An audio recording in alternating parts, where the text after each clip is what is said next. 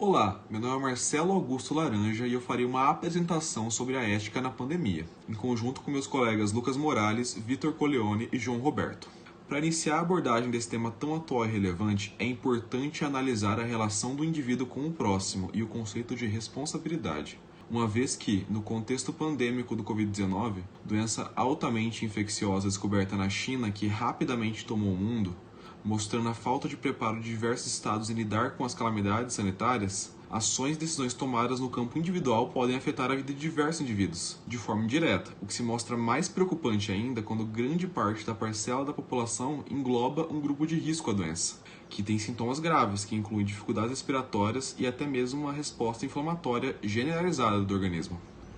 Para evitar a contaminação, diversos governos ao redor do mundo adotaram medidas judiciais que acabam por punir o indivíduo que não utiliza, por exemplo, a máscara de proteção, desrespeitos o distanciamento social, como, por exemplo, o artigo 268 do Código Penal Brasileiro, que enquadra o indivíduo por infringir as medidas sanitárias preventivas adotadas pelo Estado. O grande conflito ético relacionado à situação pandêmica atual ocorre ao se refletir até onde a liberdade individual deve ser tomada como prioridade se a mesma acaba por afetar o próximo de forma direta e potencialmente fatal. Para o filósofo Kant, a boa vontade, nesse caso definida como a capacidade de agir por respeito ao dever ou moral, é uma condição fundamental para o convívio satisfatório em sociedade, uma vez que o filósofo afirma que a lei moral é interna ao ser humano. Sendo assim, o indivíduo possui a capacidade de julgar suas ações e de somente agir com as melhores intenções possíveis como objetivo. Podemos relacionar o pensamento de Kant com o tema abordado ao afirmar que se o indivíduo for informado corretamente das consequências de suas ações em relação ao distanciamento social e ao uso de máscara, que o mesmo compreenderá que essas ações não afetam apenas ele mesmo, e sim todos aqueles à sua volta. Sendo assim, o indivíduo terá a capacidade de julgar a ação correta que coloca o bem-estar de todos à frente de seus desejos individuais. Olá, eu sou Lucas Morales da Costa, do curso de Relações Internacionais. Irei falar para vocês sobre a pandemia do coronavírus e a sua semelhança com as demais pandemias que aconteceram ao decorrer da história. Começando pela gripe espanhola. Teve seu início em 1918 e durou até 1920. Ela atingiu todos os continentes e apenas as áreas mais remotas não foram contaminadas. Não se sabe ao certo onde surgiu primeiramente esse vírus, mas sabe-se que se iniciou a partir de uma mutação do vírus influenza, e o seu primeiro caso foi registrado nos Estados Unidos. Ela se espalhou pelo mundo principalmente por conta da movimentação de tropas na Primeira Guerra Mundial, e os países que participaram desse conflito foram os principais a serem atingidos. No Brasil, ela teve seu primeiro caso registrado em 1918 e se espalhou por todo o território brasileiro e causou a morte de 35 mil pessoas. Assim como no Covid-19, os principais atingidos foram os idosos. E a gripe espanhola também foi uma pandemia social, como o Covid-19, e também atingiu a população economicamente ativa, entre 20 e 40 anos. Diferentemente do Covid-19, que teve a sua contaminação, a sua movimentação muito mais rápida por conta do transporte aéreo, a globalização, a gripe espanhola teve seu transporte através de trem, navios ou até mesmo a pé. O maior problema foi que em 1918 a ciência era primitiva em comparação à atual. Assim como o Covid-19, a recomendação foi que as pessoas ficassem em suas casas e que fábricas, lojas, bares, restaurantes fossem fechados. As pandemias de 1918 e 2020 compartilham diversas semelhanças em termos da sua base, um vírus parcialmente desconhecido que abalou o mundo inteiro e a sociedade. Assim como a atual pandemia vem causando muito medo em nós, em 1918 não foi diferente. O medo tem a função de preservar a vida, mas em excesso pode causar graves doenças, tanto emocionais quanto físicas. As pessoas ficam acuadas, desesperadas com a ideia de morrer, perder familiares e amigos, ou até mesmo perder o emprego e ficar sem dinheiro para se sustentar. Outra pandemia que marcou a história foi da peste negra, que aconteceu em 1348, e esse período foi caracterizado como uma baixa idade média. Lidar com uma pandemia não é algo recente na história. Surtos de doenças repetem-se com o decorrer dos anos, com diversas semelhanças tanto na forma de contágio quanto na maneira que a sociedade é atingida por conta desse evento. Em 1353, ocorreu a pandemia por conta da peste negra, que assolou em sua totalidade os continentes asiático e europeu. Com seu auge no ano de 1353, a peste ainda apareceu até o fim do século XIX e matou cerca de 75 a 200 milhões de pessoas. Por fim, o que mais se assemelha entre as pandemias é basicamente a maneira que as pessoas se comportam durante elas. O primeiro fator observável é o medo.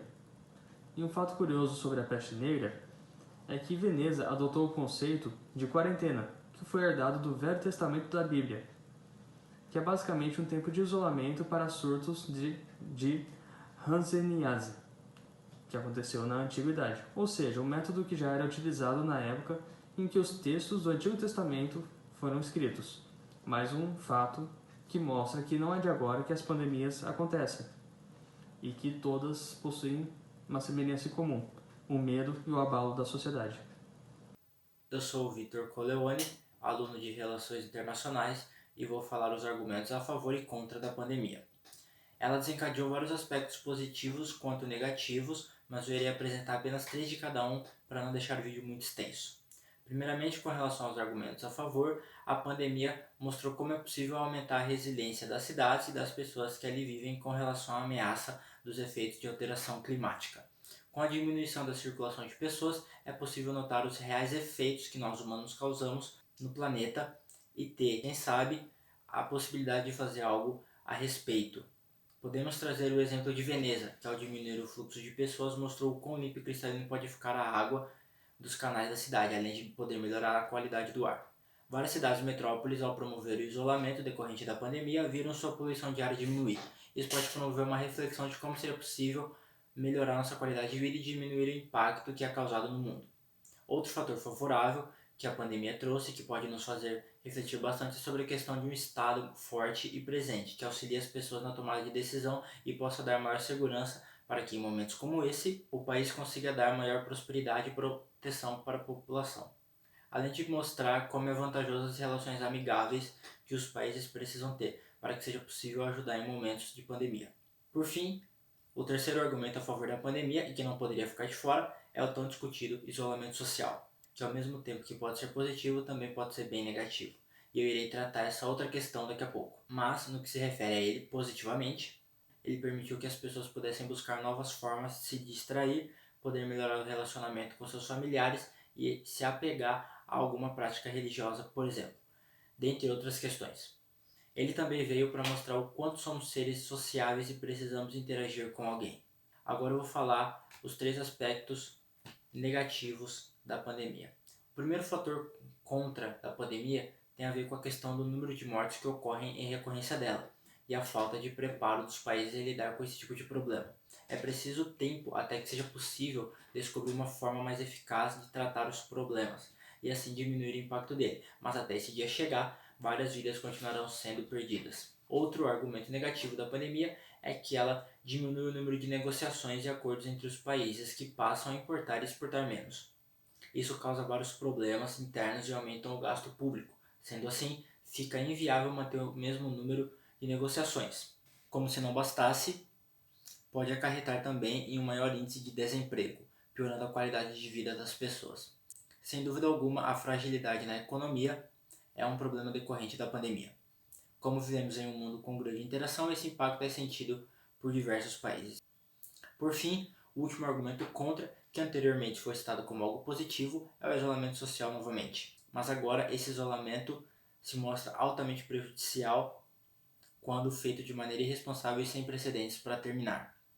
Porque ele pode aumentar o número de pessoas com outros tipos de doenças que acabam sendo deixadas de lado por causa da restrição desse isolamento, podendo agravar essa doença e trazer problemas futuros. Um exemplo disso é o descaso com exames rotineiros, problemas cardiovasculares, problema de câncer e vários outros. Além disso, ele pode aumentar o número de pessoas com depressão, suicídios, problemas físicos, mentais e dentre outros problemas crônicos. Eu sou o João Roberto, aluno de Relações Internacionais, e eu vou falar um pouco sobre o que cada país está fazendo para controlar a pandemia do coronavírus. Desde o início da pandemia do coronavírus, países do mundo inteiro adotaram regras de quarentena externa e externa, com o objetivo de diminuir ao máximo o alcance da doença dentro de cada estado. Em algumas nações tiveram formas mais severas para esse controle, que se viu necessário dado o aumento exponencial da doença.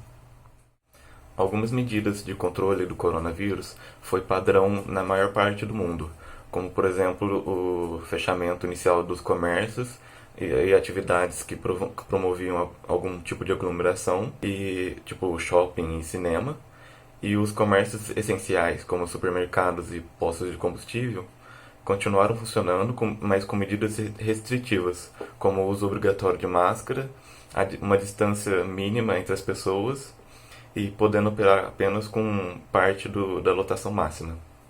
Em alguns países, para que as pessoas pudessem sair das suas casas, era necessário um documento autorizando sua saída, e caso contrário ela podia até mesmo ser presa.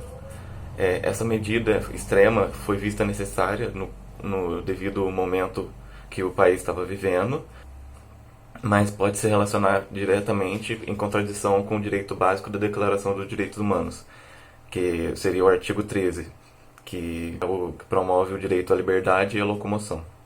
Alguns países tiveram uma baixa eficácia no controle da pandemia do coronavírus.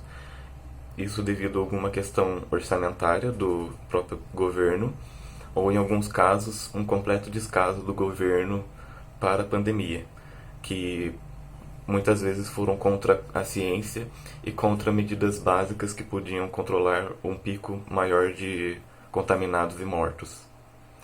Nesse caso, pode-se citar o Brasil, que até hoje está tendo completo descaso da pandemia, onde o presidente alega coisas que não são verdades ou que não foram comprovadas cientificamente. E quando estava tendo o pico de contaminados e mortos, o Brasil ao menos tinha um ministro da saúde para ser o administrador de como seria feito o controle da pandemia. E nesse caso vai diretamente contra o 3º artigo da Declaração Universal dos Direitos Humanos, onde é previsto que todo ser humano tem direito à vida, à liberdade e à segurança pessoal. A religião possui um papel fundamental no contexto pandêmico atual, oferece suporte espiritual e reconfortante à população nesse momento extremamente frágil em que o mundo se encontra. É importante, então, abordar as ações tomadas por grupos religiosos, tanto no Brasil como no mundo, com o objetivo de evitar o contágio entre seus fiéis, sem deixar de oferecer o suporte necessário, tanto para a população em geral, quanto àqueles que perderam familiares para o Covid e enfermos contaminados pela doença. As religiões cristãs no Brasil, como por exemplo o catolicismo, utilizaram-se de formas alternativas de continuar com seus cultos semanais, como por exemplo a utilização da internet e da televisão para a transmissão dos mesmos no início da pandemia, onde no caso das transmissões online existia a possibilidade da interação entre os fiéis e os padres e outros membros da igreja. Com a flexibilização das normas de distanciamento social, muitas igrejas cristãs retornaram com os cultos presenciais, utilizando-se de estratégias que minimizam a possibilidade de contágio, como por exemplo o distanciamento obrigatório entre os fiéis, nos bancos, e a alternância entre bancos que podem ser ocupados por fiéis e bancos que devem permanecer vazios, bem como a mudança temporária de algumas práticas que envolviam o contato físico, como o recebimento da comunhão. Já o islamismo adotou outras ações pertinentes ao momento atual, como a adaptação do Ramadã, 9º mês do calendário lunar marcado pela tradição do jejum durante o dia, seguido de encontros entre fiéis durante a noite para a realização de orações em conjunto. Alguns locais adaptaram o rito, afirmando que o jejum pode enfraquecer mais ainda pessoas que estão dentro e fora do grupo de risco, tornando-se mais suscetíveis à doença.